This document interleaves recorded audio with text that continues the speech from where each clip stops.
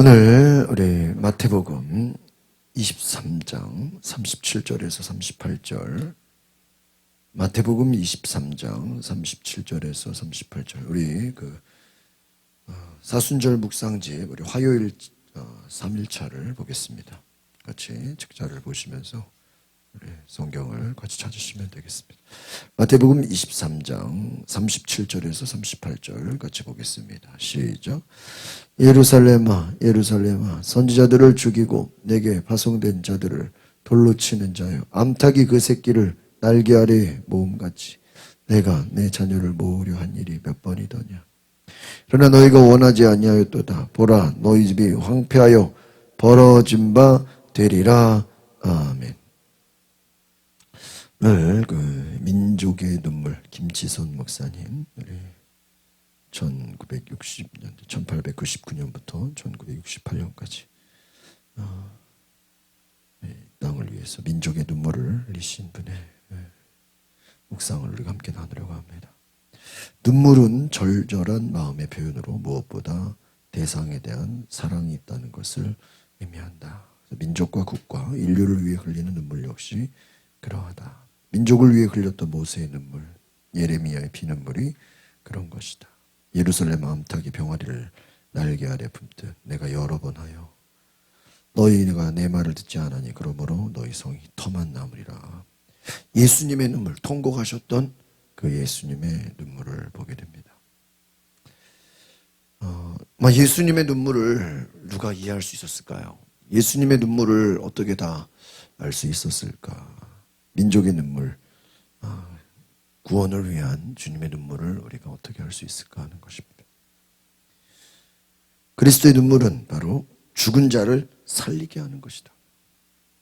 그리고 예수님의 마음은 죽은 심령을 살리는 거예요. 잃어버린 영혼을 구원하는 거예요. 죽은 자를 우리에게 생명을 주러 오신 거예요. 묵묵히, 여러분 어제도 우리가 앞에 두 개를 묵상했는데, 예수님의 고난은 첫 번째는 외로움이에요. 여러분, 고난이 아무리 고난이라도요, 같이 하면 그렇게 힘들지 않을 수 있어요. 왜요? 뭐 하기 때문에? 함께 하니까. 여러분, 우리 소위 말하는 어떤 군대나 또 어떤 다른 여러분 어떤 인생의 어떤 어려움과 고난이, 그래도 우리가 그것이 값지고 귀하게 느껴지는 것은 그 힘든 시간에도 뭐예요? 함께하는 사람들이 있기 때문이에요. 또 우리에겐 가족이라는 것, 또 같은 민족, 친구가 있다는 것. 제가 오늘도 선교사님 얘기해보고, 제가 지난주에 저녁에 식사하면서 옆에 저랑 같은 저희 집 앞에 목회하시는 목사님 계세요. 그분한테 그냥 밥 먹으면서 일본 선교에 대한 이야기를 했어요. 일본 선교는 우리가 무슨 여러 가지 많은 다른 동남아들처럼 나눠주고 일본은 나눠줘도 안 받는데요. 막 나눠주는 거를 되게 저기 하게 안 좋게 보인다는 거예요. 다른 데 동남아 와서 나눠주면 난리 나는데 여기 그런 게 아니에요. 오히려 더 다른 쪽으로. 그래서 또 일본 선교는 다른 데랑 다르다. 선교사들이 외롭다. 선교사들끼리도 어떤 속 얘기를 하거나 우리들처럼 자주 만나서 식사를 하거나 같이 이렇게 교제를 하거나 이런 게 전혀 없다. 그렇다고 성도들하고 무슨 얘기를 할 수도 없고.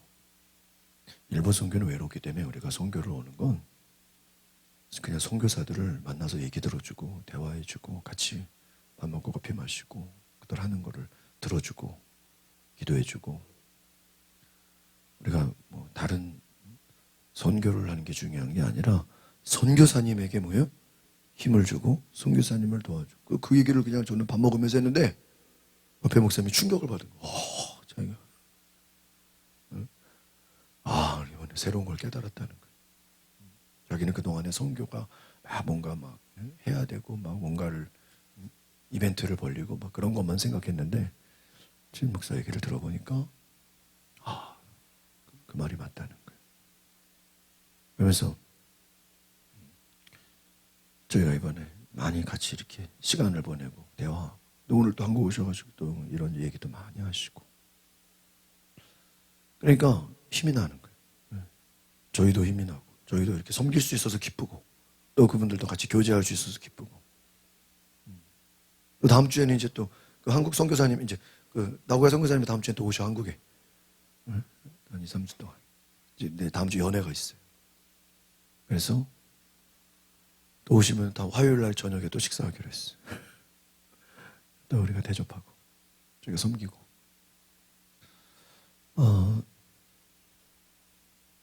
선교사님들의 힘든 것은 사역이 힘든 게 아니라 뭐예요?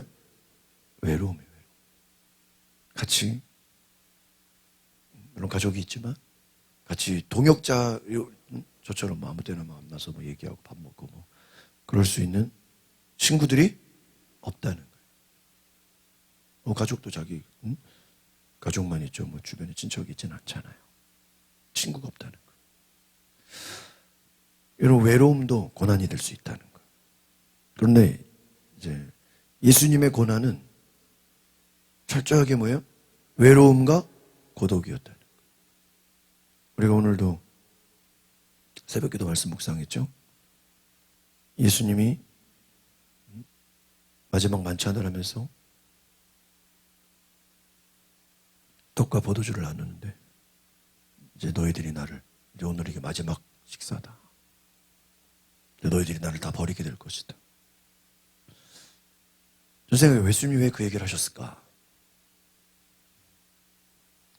그 얘기를 했다고 해서 제자들이 예수님을 안 버리는 건 아니겠지만 아마 예수님은 그 말을 하신 것은 제자들로 하여금 두 가지. 하나는 그렇지 말라는 의도도 있었겠죠. 그러나 그게 쉽지는 않죠. 제자들 수준에. 예수님을 그 얘기 들었다고 해서 예수님을 과연 안 버릴 사람이 있었을까? 그렇지 않을 것 같아요. 그러나 그 예수님이 그 얘기를 한 거는 우리 제자들로 하여금 너무 뭐죠? 너무 자책하지 말라고.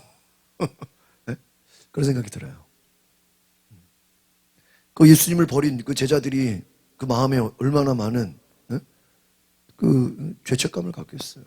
또 정죄함을 갖겠어요. 그러나 예수님 보실 때는 다 알고 계신 거예요. 그러나 그건 예수님의 말씀이지만 실제로 예수님이 당하는 외로움은 어때요? 베드로가 예수를 3번이나 부인하고 또 제자들 다 떠나고 어제 우리가 고난주간 말씀 묵상한 것처럼 십자가상에 그 행악자 강도 한 명만 주님 나라에 들어가실 때 나를 기억하옵소서. 어떻게 보면요, 보세요. 주님 십자가상에 매달렸을 때는 제자들도 다 떠나고 밑에 어머니 여자들 다른 백부장 주변 사람들만 있고 정작 있어야 될 사람들은 어때요? 다 떠나고 누구만? 행악자. 십자가 옆에 매달린 강도. 그 중에 한 사람은 또 막 예수님 조롱하고 한 사람은 뭐예요? 예수님 나를 기억하옵소서. 예수님을 영접하고 예수님을 알아본 자는 누구밖에 없는 거예요? 십자가상에 매달린 강도밖에. 자, 그 한 사람이라도 있는 게 얼마나 감사한 건가. 확률적으로 따지면 다 떠나가고 누구만 남았어요? 한 사람만 남았어요. 그러니까 예수님이 십자가를 지는데 가장 큰 고난은 첫 번째는 뭐예요? 외로움이에요. 여러분, 이 신앙의 수준이 궁극적으로 여러분이 어느 순간까지 가냐면요, 저도 그런 경험이 참 많은데 고난의 길이라는 거 다른 게 아니고요, 결과적으로는 여러분 혼자서 일어나는 거예요. 그러니까 제가 그 고등학교 2학년 끝나고 이제 3학년 딱 되는 시점에 제가 이제 저는 이제 음대에 들어가려고 전공 준비를 하고 있었는데 이제 그 당시 이제 키보드 이런 막 신디사이저가 전자악기가 나오니까 저걸 좀 배우려고 수련회를 가려고 했어요. 근데 그때가 또 제가 저 음악 가르치는 선생님이 이제 바뀌어야 이제 이사 가고 뭐 이렇게 다 외국 가시고 이래서 선생님을 바꿔야 되는 시점이에요. 일주일 딱 쉬는, 그 전까지는 쉰 적이 없어요. 계속 음악 공부하고 레슨 받고 거의 뭐 저는 인생의 고등학교가 제일 힘들었거든요. 공부하고 레슨 받고 공부하고 레슨 받고 계속 쉬는 시간이 없고 뭐 또 집회 다니고 뭐 은혜 받으러 다니고 거의 뭐 굉장히 바쁘게 살았는데 그 한 주간 그 수련회 그런 밴드 외국에서 또 강사가 온다 그래가지고 근데 재밌는 거는 그 키보드 배우는 세미나에 제 1년 후배 같이 찬양 사역하는 또 음악 작곡가 준비하는 그 후배랑 둘이서 가기로 했어요. 차도 없고 뭐 고등학생이 어디 경기도 어디 산골짜기에 있는 수련회를 거의 뭐 어른들 가는 수련회를 우리가 이런 기계를 좀 배워야 되니까 둘이 가자 그랬어요. 근데 가기 전날인가 이틀 전에 못 간다는 거예요. 그러니까 아마 평소 같았으면 후배가 안 가니까 저도 어때요? 안 갔어야 돼. 근데 그때 제 인생이 제일 힘들 때였어요. 선생님이 바뀌는 때야. 그래가지고 이게 지금 새로운 선생님을 정해야 되고 여러 가지로 힘들고 또 레슨이 없으니까 그 레슨이 없이 일주일을 보내는 것 자체가 힘들어. 그러니까 그냥 차라리 어디라도 수련회라도 가는 게 나은 거야. 레슨을 안 받고 있으면 이게 더 힘들어. 이 뭐 선생님이 안 정해졌으니까. 그래서 갔다 와서 정하자 그러고 그냥 무턱대고 간 거예요. 근데 그 수련회를 간 것이 제 인생을 바꿔놓은 거예요. 거기서 정태기 교수님을 만났고, 거기서 미국의 그 예배 인도자, 찬양 사역자를 만났고, 거기서 제가 음대를 안 가게 되고 신학교를 가게 되는 계기가 되고, 제 인생의 터닝 포인트가 그 수련회에서 결정된 거예요. 그러니까 지금 생각해 보면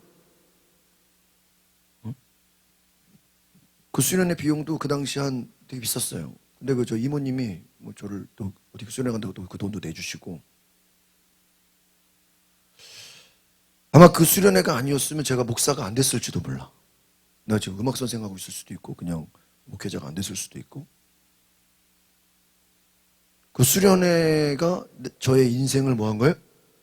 음악을 가는 길에서 신학의 길로 또 사역의 길로 어떻게 된 거예요? 바꾸는. 거기서 또 내적 치유를 만나고 또 찬양 사역을 하게 되고 계속 제가 사역을 하게 되고 또 쉬지 않고 또 회심을 경험하게 되고 그 이후로 제가 집중적으로 하나님의 일에 막 매달리게 되고 그러니까 지금 생각해 보면 내가 그 수련회가 또 그 미국에서 오신 그 강사가 처음으로 한 3박 4일 그렇게 미국 이런 예배 찬양 음악을 가르치고 훈련시키는 게 처음이었어요. 그 이후로는 외국 강사들이 와서 그냥 1일 세미나만 했어. 하루만. 그게 수련회로 한 적은 한 번도 없어요.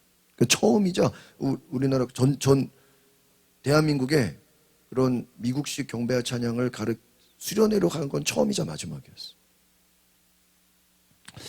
그 수련회를 안 갔더라면 내가 내적 치유도 몰랐을 거고 사역도 몰랐을 거고 이런 경배와 찬양도 제가 외국에 가야 되겠다라는 이런 그 눈을 뜨지도 않았을 것이고 신학교를 아마 가고 싶은 생각도 없었을 것이고 그러니까 지금 생각해 보면은 그 후배가 같이 가기로 해놓고 뭐 한다 그랬어요?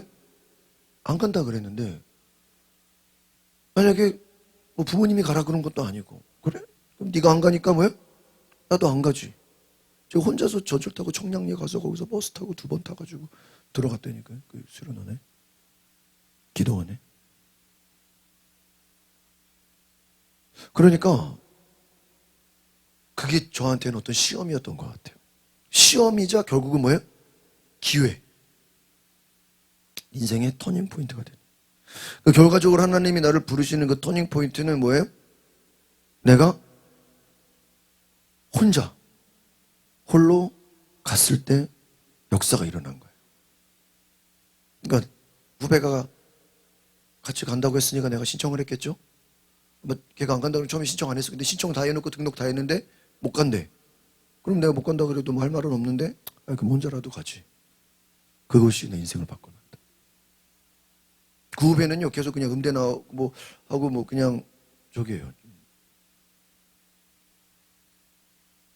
그냥 음악하고 뭐 특별한 적이 없어요. 저는 그때를 생각해 보면 그 혼자 은혜 받았던 그 순간. 그래서 제가 그 이후로 혼자 은혜 받으러 많이 다녔어요. 혼자 은혜 받으러. 아, 이게 은혜는 혼자 받는 거구나. 내가 같이.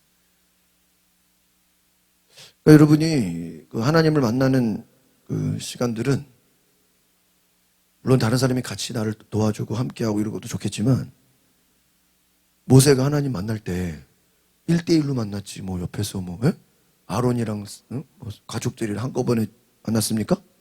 아니라는 거예요. 아브라함이 너는 너의 친척 아비 집을 떠나 내가 지정을 따라가라. 하나님 아브라함을 뭐예요? 1대1로 불렀어. 다윗이 처음에는 혼자 돌아다녔지. 혼자 도망다녔지. 나중에 이제 군대가 붙은 거죠. 처음에는 어떻게 다녔어요? 다윗이 혼자 돌아다녔잖아요. 홀로. 다윗이 골리앗 싸울 때 누가 있었나요? 형들이 3명이나 있는데 옆에서 좀 도와줬나요? 하나도 안 도와줬어. 형들이 군대 군인이면 좀 도와줘야 되는 거 아니야? 옆에서 좀 보초라. 하나도 안 도와줬어. 다윗 뭐예요? 혼자 싸웠어. 그러니까 여러분이 예를 들면 이런 거 있잖아요. 지금 제가 예를 드는 거. 예를 들면 어디 가서 같이 은혜 받으러 예를 들어 다 같이 기도원 가기로 했어. 근데 안 간대. 그러면 나만 남았어. 그러면 갈등이 되겠어 안 되겠어? 야, 이거 혼자라도 기도원 가야 되나? 그때를 가야 돼. 그게 하나님을 만나는 뭐예요? 길이야. 작년에 6월 6일 오살리 기도원 집회 갈 때 구집소에 혼자 갔잖아요. 그때 어때요? 뭐 제가 옆에서 뭐 같이 앉은 거 아니잖아요. 그냥 각자 앉아, 각자 자자. 그 뭐 10,000명 앉아 있는 데서 뭐 그냥 뭐 제가 미리 광고도 안 했는데 그냥 간다 그러니까 따라온 거잖아요. 그럴 때 혼자 갔는데 어때요? 은혜 많이 받았죠. 저도 원래 그때 저는 우리 가족들 놀러 가기로 한 때였어요. 그때가. 그래서 저희 가족만 빼고 다 저희 장인, 신은정, 신현정 다 말리포로 갔단 말이에요. 저도 같이 가기로 했었어요. 근데 저는 그때 하나님이 은혜 받으러 오라고. 근데요, 그 작년에 그때 제가 그때 제일 은혜를 많이 받았어요. 지금 똑같은 상황이야.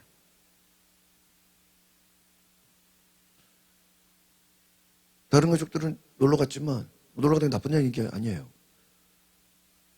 내가 혼자 은혜 받으러 간 그 시간이 굉장히 뭐예요? 은혜 받은 시간. 그 작년에 가을에 혜견이 데리고 둘이 나고야 갔지만 거기서 제가 은혜를 받았어. 이번에도 지난주에 찬양하는데 제가 은혜를 많이 받았어. 하나님의 일은 예수님이 십자가를 지는 그 순간은 오히려 예수님 주변의 제자들이 아무도 없네. 그럼 예수님이 제자들 없으니까 여기서 그냥 그만둬야 되겠다. 이게 아니라고요. 별개라고. 그리고 예수님은 부활을 경험해. 제자들은 부활을 하신 예수님을 몰라. 예수님 부활하신지도 모르고 있어. 완전히 이게. 그러니까 여러분이 예를 들어 어떤 자리에 내가 혼자라도 가서 은혜를 받는다고 할 때는요. 그 순간이 여러분이 업그레이드가 되는 순간. 믿으십니까? 업그레이드가 되는 순간. 이런 기도에도 마찬가지. 그냥 누가 오든 안 오든 이게 중요한 게 아니라고요. 우리가 매일 같이 교회 가면서 은혜를 받죠. 그러나 어느 순간 내가 나도 모르게 확 올라가는 때가 있어. 그게 신앙도 그렇고 운동도 그렇고요. 음악도 그렇고 체육도 그렇고 다 그래요. 공부도 그래요. 매일 공부한다고 갑자기 공부를 잘해지는 게 아니에요. 매일 운동한다고 갑자기 잘해지는 게 아니에요. 음악도 마찬가지. 그냥 꾸준히 하다가 어느 순간에 갑자기 뭐예요? 확 지치고 올라가요. 뭐가 돼요? 뭐가 돼요? 그러니까 여러분 이 타이밍이 있어요. 저도 이제 그런 걸 알아요. 이게 하나님이 뭔가 나에게 예를 들면 이런 거 있잖아요. 우리 다 같이 뭐 기도원 가기로 했어. 근데 뭐 다 바빠서 못 간대. 결국은 나 혼자 가게 되잖아요. 그러면 이거 뭐야? 이거 오늘 하나님이 나한테 특별한 은혜를 주시려고 하는구나. 이런 제가 거꾸로 뭐를 해요? 기대를 해. 오히려 다 같이 갈 때는 그런 기대를 안 해. 이해가세요? 그냥 그때 내가 그냥 데리고 가는 거라고 생각하니. 근데 만약에 다 같이 기도원 가기로 해놓고 뭐 이래서 못 가고 저래서 못 가고 그럴 수 있잖아요. 뭐 갑자기 뭔 일이 생겨 이런 사람도 있잖아요. 근데 가고 보니까 뭐 혼자 가게 생겼어. 그럼 야 이거 하나님이 뭔가 특별한 계시가 있는가 보다라고 생각을 해지는. 근데 그런 생각으로 하면 진짜 그런 일이 있어요. 그러니까 이게 우리가 다 같이 은혜 받고 뭐 다 같이 기도하고 이게 뭐 좋은 것 같지만 영적인 차원에서 보면요. 때로는 하나님이 나를 단독적으로 딱 부르시는 그 부르심이 굉장히 강하게 우리의 인생을 변화시키는 타이밍이 와요. 그래서 우리가 그 모습 볼 줄 알아요. 그래서 오늘 예수님의 고난은 철저하게 뭐예요? 외로움, 뭐예요? 혼자, 고독한. 그렇죠. 사역은 다 같이 했잖아요. 수십 명이 수백 명이 뭘 데리고 다녔잖아요. 사역은 다 같이 하고 다녔지만 십자가 지시는 고난의 순간부터는 철저하게 뭐예요? 혼자였어요. 아무도 없었어. 제자들도 다 떠나가고 그 십자가에 매달린 그 행악자 그 친구만 뭐예요? 있었다. 그러니까 여러분 진정한 고난은 무슨 고난이요? 외로움. 근데 그 외로움이 실제로는 인간적으로는 외로운 게 고난이고 고독이지만 하나님을 만나는 데서는 뭐예요? 최고의 순간이다. 그 하나님을 만나는 뭐예요? 최고의 업그레이드가 되는 순간이다. 이것을 기억하시기 바랍니다. 그래서 여러분이 이 고난 주간을 통해서 우리가 홀로 서는 훈련을 해야 돼. 하나님 앞에. 내가 그러니까 여기는 뭐 사람들을 있든 없든 이게 중요한 게 아니라 내가 혼자 하나님과 1대1. 그러니까 이 고난이라는 것은, 광야라는 것은 무엇입니까? 다 없애버리는 거예요. 다 하나님만 바라보게 하는 거예요. 하나님만 집중하게 하는 거예요.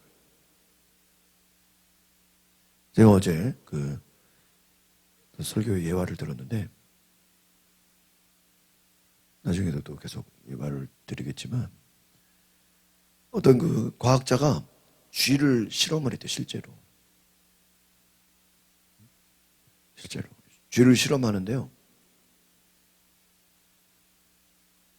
그 통에다가 쥐를 넣어놓고 물을 채운 다음에 쥐가 이제 버드득 되잖아요. 그런데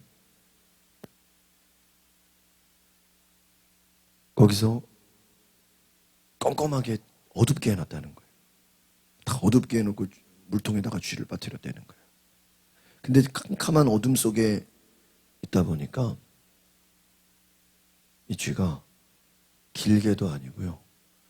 3분 동안 허우적대다가요. 죽더래요. 근데 그 똑같은 환경에다가 물통에다 쥐를 넣어놨는데 아주 미세한 그 빛, 한 줄기 빛을 쫙 쐈대요. 빛을 쐬니까요. 36시간을 살더래요. 어떤 차이죠? 소망을 갖고 사는 것과 아예 어둠 속에 깜깜한 것과는 어때요? 완전히 다른 거예요. 생명력이 다른 거예요. 똑같은 상황 속에서. 고난이라는 건 뭐냐면 모든 것을 다 내려놓고 누구만 바라보는 거예요? 하나님만 바라보는 거예요. 그래서 주님만 바라보는 거예요.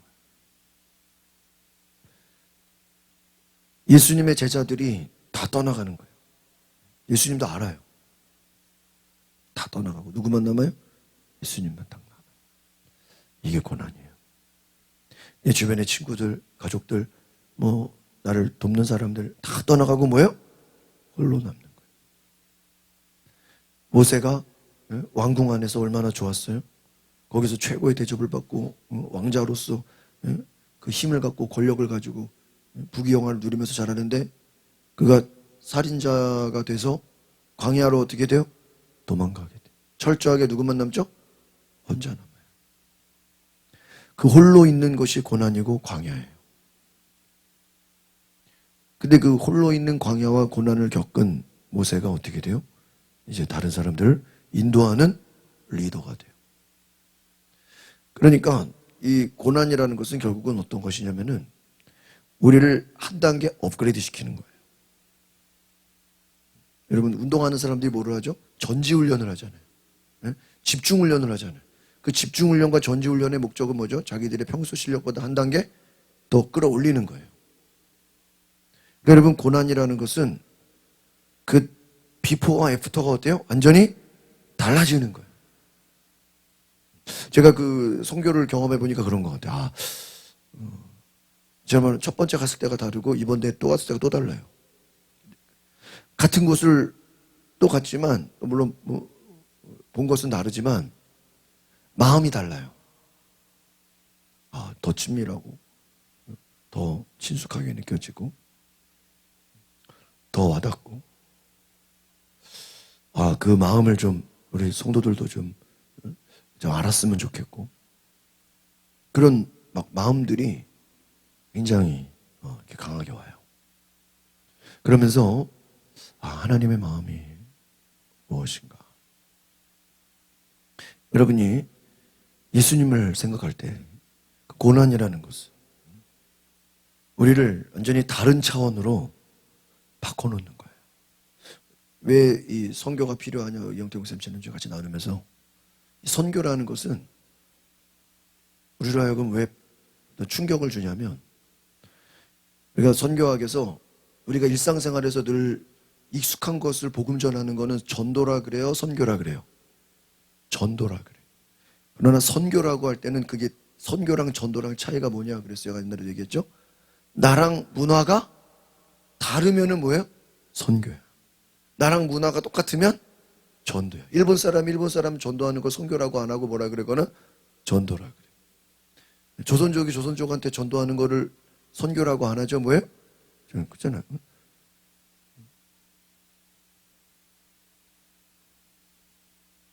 그러니까 나랑 문화가 다른 곳에 가서 복음을 전하면 그게 뭐예요? 선교가 돼. 그러니까 꼭 해외 선교만이 아니라 군 선교도 우리가 군인 교회 가서 예배를 드리고 복음을 전하면 뭐가 되는 거예요? 군 선교가 되고 병원에 가서 복음을 전하면 뭐가 돼요? 병원 선교가 되고 그렇죠? 또 우리가 어떤 섬마을이라든지 어떤 농촌이라든지 어떤 그런 산악지역에 간다든지 그런 우리가 평소에 문화와 다른 곳에 가면 뭐예요? 그것을 선교라 그래요. 국내 선교. 또 외국에 나가는 것도 해외 선교. 왜? 우리와 문화가 어때요? 그 문화가 다르다는 건 뭐죠? 내가 사는 환경과 모든 것이 어때요? 다 다른 거예요. 그럼 그곳에서 환경이 다른 그곳에서 하나님이 역사하시고 하나님이 일하시는 거를 뭐예요? 보는 거예요. 그러니까 우리는 선교라는 게 어떤 거냐면 내가 가서 뭘 하는 게 아니에요. 예를 들면 여러분이 전도도 내가 가서 처음에 우리가 전도를 모를 때는 이제 가서 그런 얘기 하잖아요. 옆에 가서 이렇게 같이 따라오는 것도 뭐예요? 전도하는 거죠. 전도 우리가 밖에 나가면 처음 온 사람들이 처음부터 전도지 나눠주겠어요? 아니죠. 그냥 따라오기만 해도 뭐예요? 전도. 근데 몇 번 따라가다 보면 자기도 뭐 하게 돼요? 전도하게 되죠. 그러니까 여러분 전도나 선교를 어떤 차원으로 봐야 되냐면 이제 우리가 제가 그런 생각이 들어요. 이제 4월달, 5월달 우리가 주일날 오히려 5예배 끝나고 그냥 다 같이 전도를 하러 갈까 날씨가 좋으니까 그런 생각을 제가 좀 고민을 하게 되는데 평일에도 전도를 좀 하든가 아니면 주일날에 하든가. 잘 보세요, 여러분. 전도든 선교든요. 그냥 일단 우리는 가는 거예요. 가면 노방전도를 하든 사람들을 만나든 아니면 종이를 나눠주든 그냥 우리는 그냥 마음 감동되는 대로 내가 좀 말빨이 되는 사람은 가서 한 사람이라도 붙잡고 막 복음 전하는 거고 나는 기도만 해주다 그럼 그냥 누구든지 붙잡고 기도해 주는 거고 아니면 그냥 나는 자신 없고 두려우니까 그냥 나눠주기만 해. 그럼 나눠주든 기도해 주든 전도라든 이거는 각자 자유예요. 그러나 뭘 하든지 그 속에서 누가 일하실까요? 하나님 역사시. 그걸 보는 거야. 선교도 여러분이 준비를 해서 우리가 가서 하는 것도 있겠지만 일단 선교지에 가잖아요. 그 선교사들 만나는 것부터 시작이에요. 그 선교사님들로부터 우리가 얘기를 듣고 선교사님들로부터 대화를 하고 또 선교사님들로부터 어떤 은혜를 받는 것부터가 시작이에요. 그럼 그곳에서 또 그 선교지 사람들을 만나잖아요. 성도들을 만나잖아요. 그러면 그 가운데서 우리도 하나님의 역사하심을 봐요. 그러니까 내가 가서 뭘 하는 게 선교가 아니라 그냥 가면 누가 일하신다고요? 하나님이 일하셔.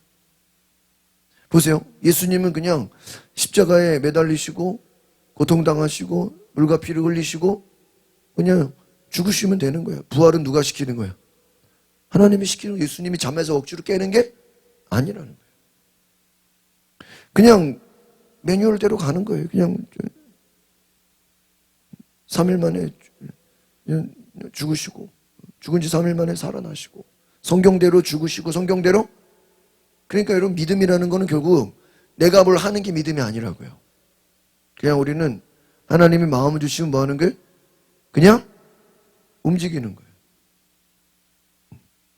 움직이는 거예요. 제가 작년에 제주도 갔을 때 5월달에 도현이가 딱 가자마자 거기 무슨 테마파크가 있길래 생각지도 못하게 갔는데, 야, 여기 도현이가 오면 딱 좋아하겠다 그 생각이 들어가지고 그날 밤에 윤희가 통화하길래, 야, 도현이 좀 오라 그래, 거기 데려가게. 그냥 지나가는 말로 했는데, 지나가는 말로 해. 도현이가 무슨 가도 돼요? 그래서 와. 나는 그래서 혼자 올 수 있는 건 줄 알았는데 나중에 보니까 혼자는 못 오고 엄마가 와야 돼, 비행기 티켓이. 예? 그래서 중학교 1학년까지는 안 돼요. 2학년까지는 되나? 그 나이 차이가 한두 살 안 돼. 그래가지고 진짜로요. 그 다음날 저녁에 밤 10시에 왔어. 그래서 목요일까지 2박 3일을 제가 다 데리고 그냥 제주도 좋은 데만 그냥 다 구경시켜주고, 코끼리도 태워주고, 공연 서커스도 보여주고, 하여튼 좋은 거는 그냥 그쪽으로 다 해놨어. 그래가지고 싹 해놨는데 깨달은 게 여기는 순종을 잘하네. 근데 이번에 저희가 일본 갈 때 도윤이가 오잖아. 목사님, 윤이랑 혜gin이 저희 집에서, 원래 저희 어머니가 오시려고 했는데 집에서 자면 왜 애들이 거기 가서 자면서요. 너무 재밌어. 거기 고양이도 있지, 강아지도 있지. 너무 행복해. 그러면서 내가 어떤 생각이 들었을까요? 야, 작년에 제주도 2박 3일 데리고 오기를 잘했다.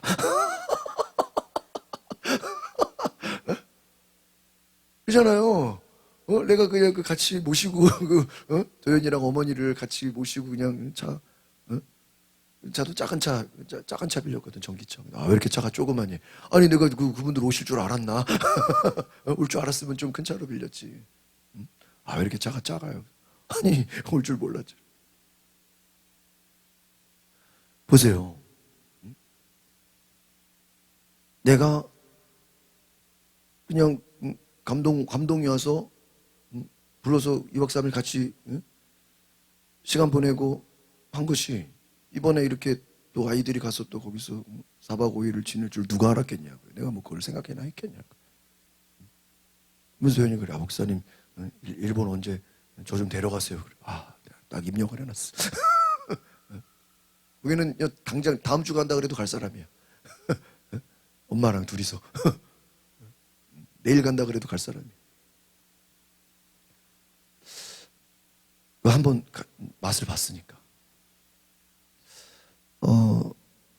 하나님이 일하심을 보는 거예요. 그러니까 알지도 못하고 그냥 뭘 가는지도 모르고 그냥 와. 그러니까 그냥 뭐예요? 티켓 호텔 끊어가지고 그냥 온 거예요. 제가 다 끊어주고 그냥 다 온 거예요. 목사님 오라니까 그냥 진짜로 온 거예요. 여러분, 하나님의 일이 그런 거예요. 감동 주시고 은혜 주시고 하나님이 우리에게 역사하실 때 그냥 믿음으로 뭐 하는 거예요? 그냥 순종하면 누가 일하셔요? 하나님이 역사하셔요. 할렐루야. 그러니까 내가 계획을 짜고 내가 머리 돌리고 내가 뭐 어떻게 하고, 이거는 내 생각이고 내 의지라 이거예요. 주님의 눈물은 알 수가 없는 거예요. 주님의 눈물을 이해할 수가 없는 거예요. 그러니까 제자들이, 그래서 오늘 제가 새벽에서 가장 안타까운 건 뭐냐면, 성령을 받지 않으면 제가 이제 부활절 이후에는 우리가 기도를 중심으로 집중적으로 해야 되겠다 그 생각이 들어요. 물론 전도도 중요하지만 기도와 전도 두 가지.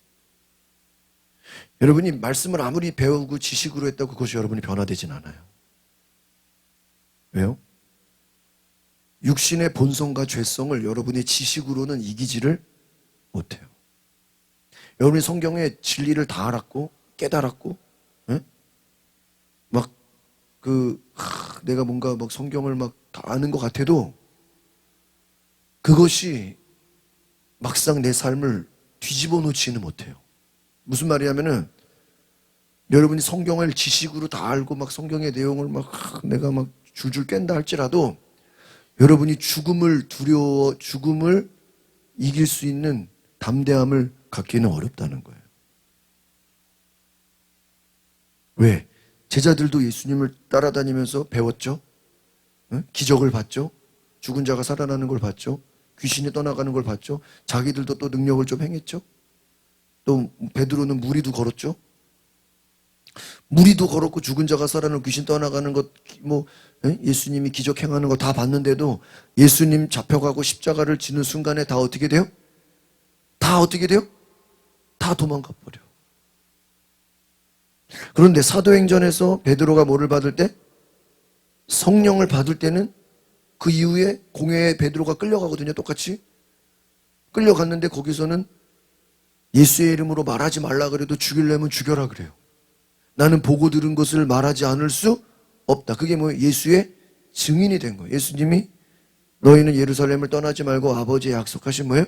성령을 기다리라 그래요. 그 성령을 실제로 뭐 했어요? 베드로가 기다렸어요. 만약에 베드로가 오순절 성령을 받지 않았더라면 암만 네 이름 위에 뭐 교회를 세우겠다. 뭐 너희는 바요나 시모나 복이 있다. 온갖 좋은 예언을 들었어도 베드로가 사도가 되지가 않아요.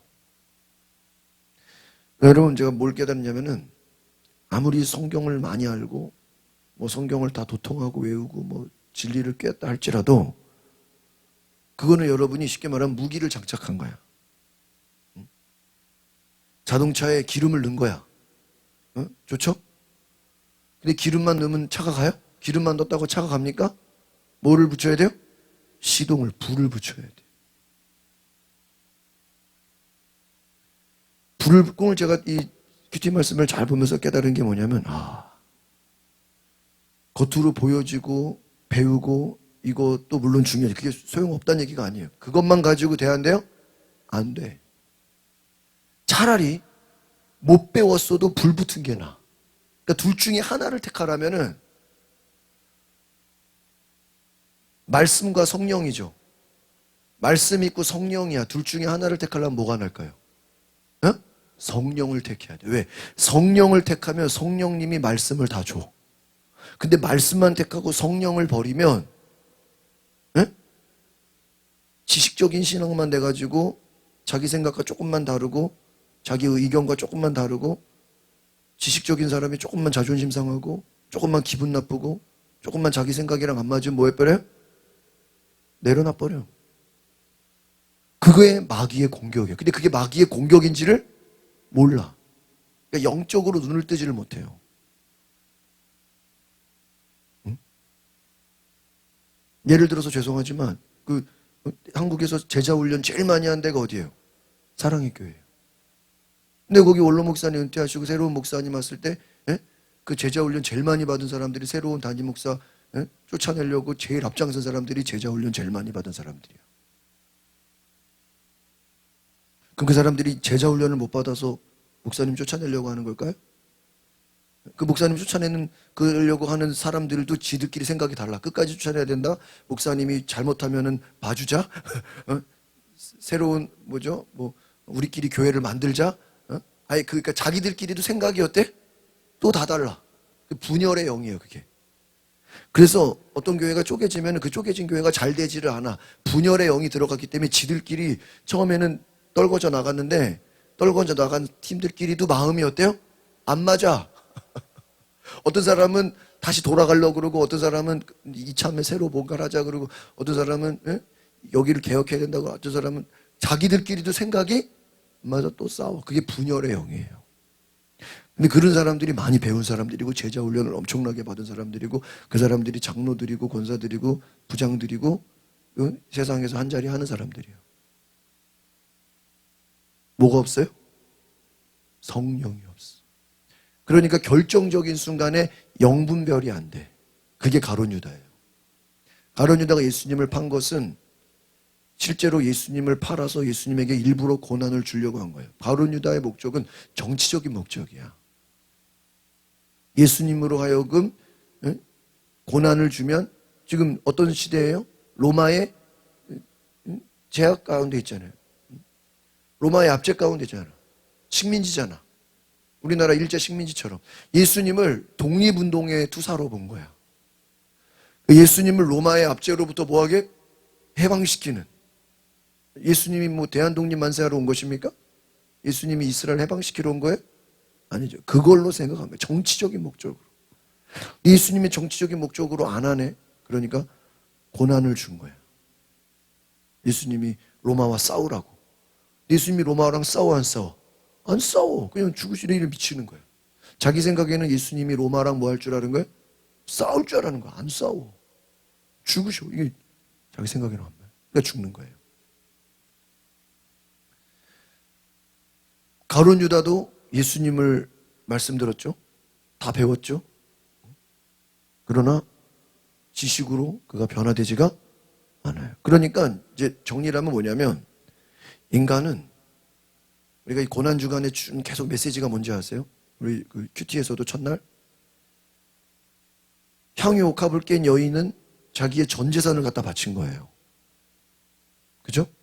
그럼 그 향유 옥합을 깬 여인이 내가 이것을 바쳤으니까 무슨 큰 복을 받을 거다 그런 생각이 있을까요? 아니에요. 그냥 그 순간 성령에 뭐가 된 거예요? 감동을 받아서 자기 전 재산을 그걸 아마 성경학자들은 그 여인이 자기 결혼하려고 평생을 준비한 그 재산을 주님 머리 향유에 뿌린 거예요. 깬 거예요. 근데 그 당시 제자들은 뭐라 그래? 막 비난을 해. 아깝다고. 저거를 가지고 가난한 사람들을 도와주지. 예수님 뭐라 그래요? 그 여인을 비난하지 말아라. 나의 장례를 준비함이라. 그럼 그 여인이 예수님 장례 준비하려고 깬 거예요? 아니에요. 그냥 깬 건데 그게 장례를 준비하게 된 거예요. 연결이 된 거예요. 그러니까 그리고 예수님이 가는 곳마다 예수님 복음이 전해지는 곳마다 이 여인이 행한 일이 실제로 그렇게 그대로 전해지죠. 보세요. 제자들은 예수님을 죽어라 쫓아다니고 죽어라 배우고 죽어라 수행원을 했지만 예수님하고 생각이 어때요? 달라. 향유옥합을 깬 여인은 예수님하고 생각이 딱 맞아. 뭐죠? 교회로 말하면 중직들이 목사의 마음을 모르고 새신자들이 목사의 마음을 아는 거. 교회 얼마 안 된 사람들이 목사님 이거 말이 안 되죠. 예수 오래 믿은 사람은 주님의 마음을 모르고 이제 예수 감 믿은 사람은 주님의 마음을 그걸 지금 얘기하는 거예요. 그러면 그 차이가 뭐죠? 교육이 아니죠. 향유옥합을 깬 여인은 뭐를 받은 거예요? 성령의 감동을 받았고 이 제자들은 성령의 감동이 없고 육신의 눈으로 보는 거예요. 저 향유옥합이 얼마짜리인데. 그 여인은 그걸 돈으로 따지지 않았다니까요. 저걸 팔면 얼마짜리인데. 돈으로 보고 있대. 그게 뭐예요? 육신의 눈으로 본다는 거는 무슨 말이냐면은 그들에게는 영적인 생각이 전혀 없다는 거예요. 만약에 예수님이 십자가 지기 전에 미리 그냥 성령이 오셔가지고 얘네들이 다 성령 받았다면 예수님을 부인할 사람이 있을까 없을까요? 없죠. 다 성령을 미리 받아버리면. 근데 그거 하나님의 뜻이 아니죠. 예수님 부활하시고 나서 그것도 성령이 바로 안 내려오시고 오순절을 뭐예요? 기도하는 자들에게 누가 오셔요? 그러니까 성령이 오시는 것도 참 그래요. 예수님 부활하시는 거를 본 사람들이 600명이에요. 몇 명? 600명. 근데 성령 받은 사람은 몇 명이요? 120명. 5분의 4. 80%가 뭐예요? 집에 간 거예요. 그러니까 하나님의 뜻은 결국은 아까도 그랬죠. 일부러 기도원의 300용사, 처음에 수만 명이 왔지만 다 돌려보내고 300명만 남겼잖아요. 실제 하나님의 일은 어중이 떠중이로 되는 게 아닌 거예요. 그건 인간의 눈이니까. 그러니까 인간의 눈은 사람의 숫자가 많으면 대단해 보여. 그러나 그게 하나님 눈에는 다 보여. 누가 진짜고 누가 가짜인지. 하나님의 일은 어중이 떠중이로 되는 게 아니라 확실한 사람 몇 명으로 일이 되는 거예요. 믿으십니까?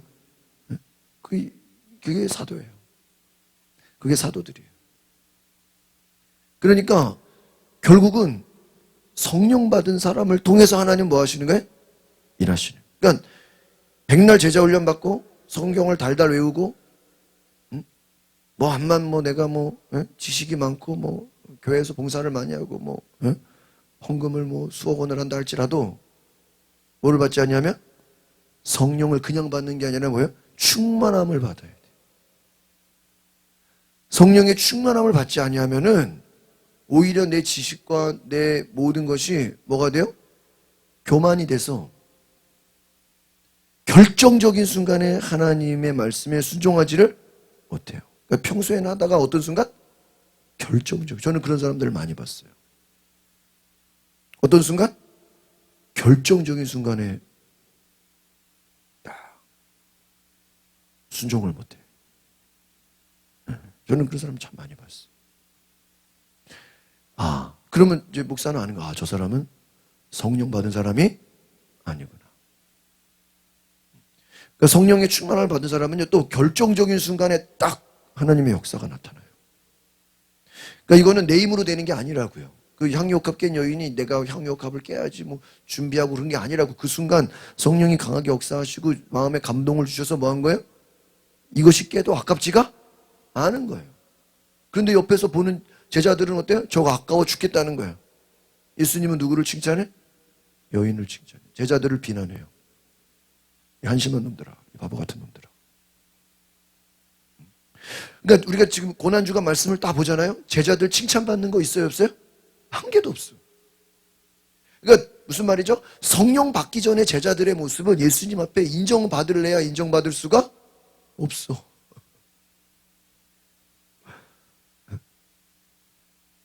인정받을래야 인정받을 수가. 뭘 안 받으면? 성령을 안 받으면.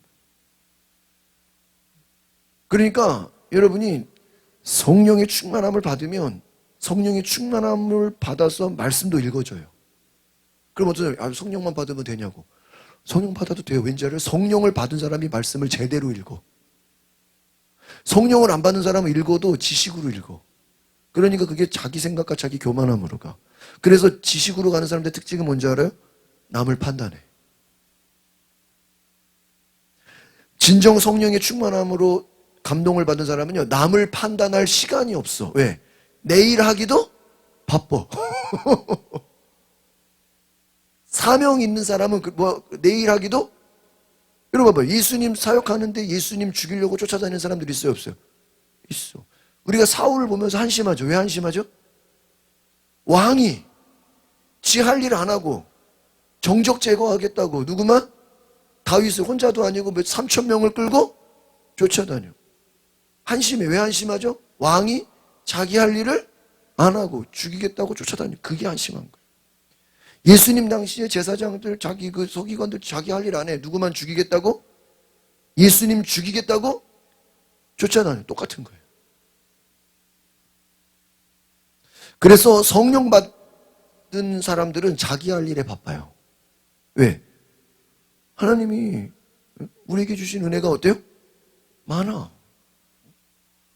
저는요, 3월달이 이번에 넘어가면서요, 왜 이렇게 4월이 빨리 왔냐, 지금 나는. 그잖아요. 3월 선교 가죠. 뭐 이거저거 다음 주 연애 또 준비하죠. 뭐 하니까 3월이 왜 이렇게 빨리 갔냐. 왜 이렇게 시간이 빨리. 내게 맡겨진 일만 하는데도 시간이 어때요? 바빠. 뭐 남 판단하고 남 이러니 저러니 할 새가 없어. 새가 없어. 성령 받지 않은 사람은 다른 사람을 판단하고 남 정죄하고. 왜? 자기가 사명이 없으니까. 오늘 우리가 말씀을 정리합니다. 여러분, 오늘 우리가 교제에서 예수님의 눈물, 우리는 그러한 그리스도의 눈물이 죽은 자를 살리게 했다는데 주목해야 합니다. 마리아와 마르다가 나의 오라버니가 죽어서 무덤에 장사되었나이다. 눈물로 하소연을 하고 주변의 무리가 따라서 슬퍼하자 예수께서는 눈물을 흘리십니다. 그런데 그 눈물이 죽어 썩어져 가던 시체를 살아있는 나사로로 소생시킵니다. 예루살렘을 향한 눈물도 마찬가지입니다.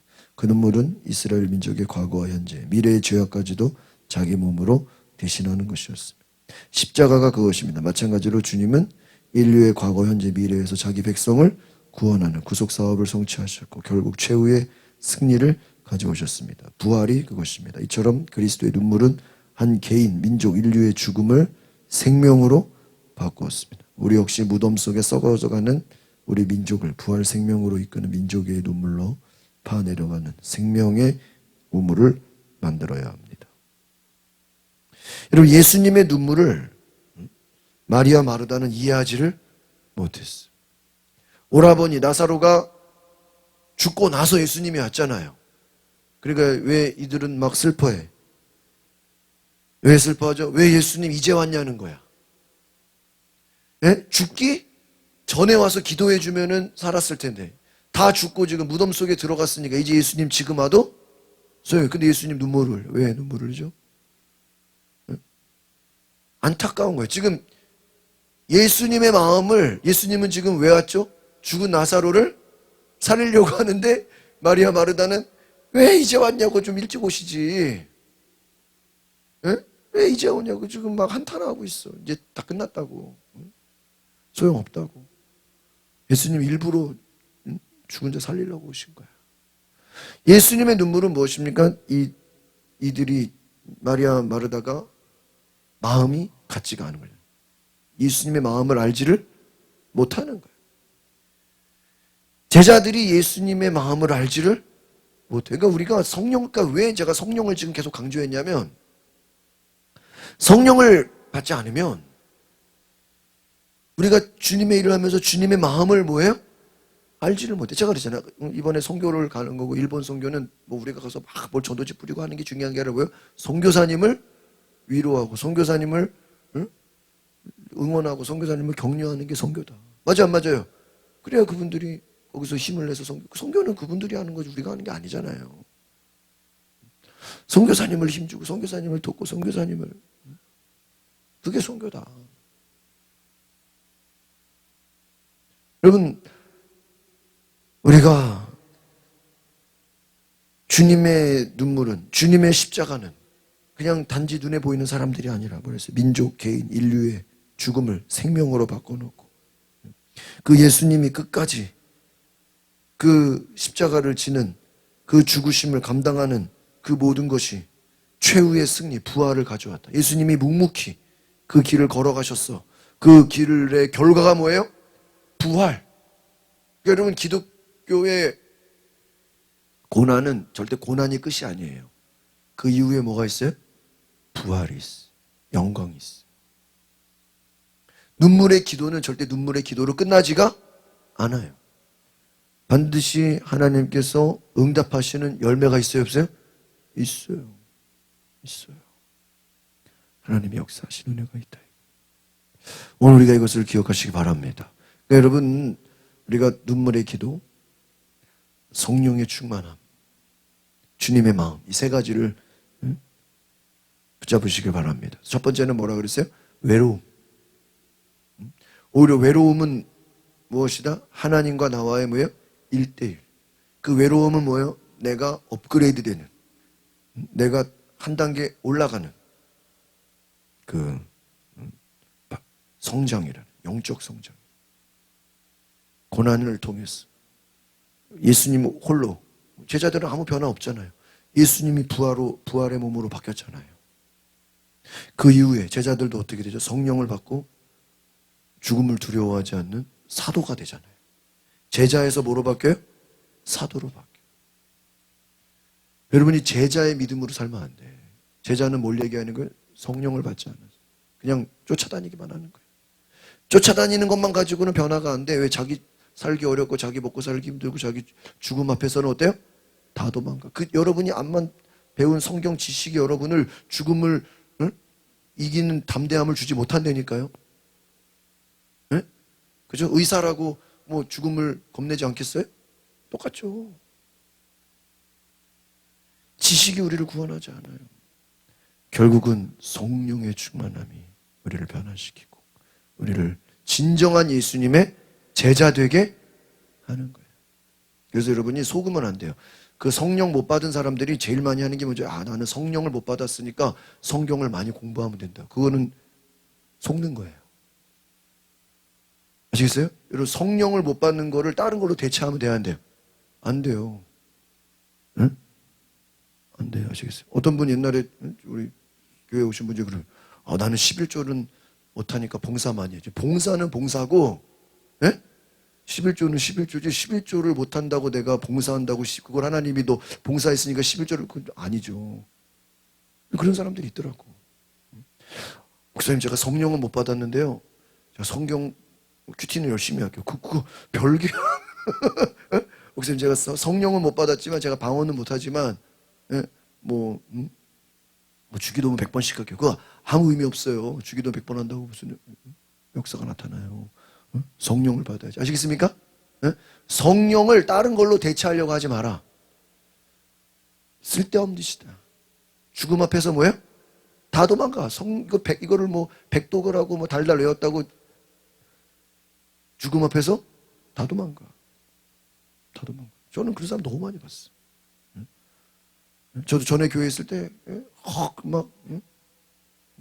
그렇게 막 뜨겁고 하는 사람이 담임 목사랑 대적을 하더라. 담임 목사 내쫓으려고 막 준비하고, 모의를 꾸미고 있더라고. 성령 받아도 영분별을 못하면 또 엉뚱한 길로 가요. 교만하면. 질서에 순종하지 않으면. 성령 받아도 정말 그 말씀에 순종하지 않으면 또 그걸로 다 되는 게 아니에요. 성령 받아서 또 문제 일으키는 사람 많아요. 근데 문제는 무엇입니까? 성령의 충만함이라는 건 온전히 예수 그리스도의 마음을 알고 그분으로 충만해지고 나는 죽고 예수는 살고 그게 성령의 충만함.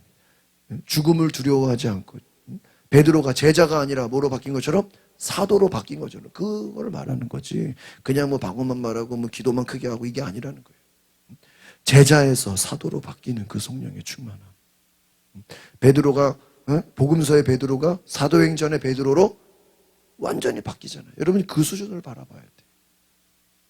오늘 우리가 그래서 제가 오늘 이 고난 이번 주간에 좀 제가 이 말씀 묵상하면서 우리 성도들이 좀 그런 마음을 가졌으면 좋겠다. 그래서 제가 좀 그런 생각이 있어요. 그래서 우리가 제가 어쨌든 한 주를 이렇게 좀 다녀오고 나니까 우리 좀 기회가 되면은 뭐 국내나 어디 좀 이렇게 시간을 내서 같이 시간을 보내면서 좀 이런 선교나 또 이런 전도 일을 감당할 수 있는 우리가 또 평소에서도 전도를 할 수 있는 은혜가 있기를 바랍니다. 여러분 성령을 대체할 수 있는 게 있다 없다? 없다. 내 열심으로 된다 안 된다? 안 된다. 다 소용없어. 주님이 눈물만 흘려. 아시겠어요? 그 눈물이 뭐야? 안타까운 거야. 좀 한심한 놈들. 내 마음을 알지 못하고 그렇죠? 오늘 시간에 같이 한 10분 동안 기도. 뒤에 불 꺼주시고 하나님 성령 받지 않으면 결정적인 순간에 예수님 부인하고 예수님 떠나가고 도망가고 결정적인 순간엔 예수님을 홀로 남겨둘 수밖에 없는 제자들 그들의 연약함을 볼 때 우리도 성령이 함께 하시지 않으면 성령 충만하지 않으면 죽음 앞에서 또 여러 가지 삶의 문제 앞에서 넘어지고 쓰러지고 포기하게 되고 또 자책하게 되고 또 무너져 버리는 모습을 볼 때 하나님 우리가 나 혼자라도 예수님이 묵묵히 혼자서 그 길을 걸어가신 것처럼 우리도 묵묵히 십자가의 길, 고난의 길, 홀로 가는 그 길을 가게 하옵소서. 그것이 진정한 십자가의 길이 되게 하옵소서. 우리 다 같이 주여 한번 부르고 동성으로 기도하겠습니다. 주여 간절히 기도합니다. 하나님 오늘 내가 주의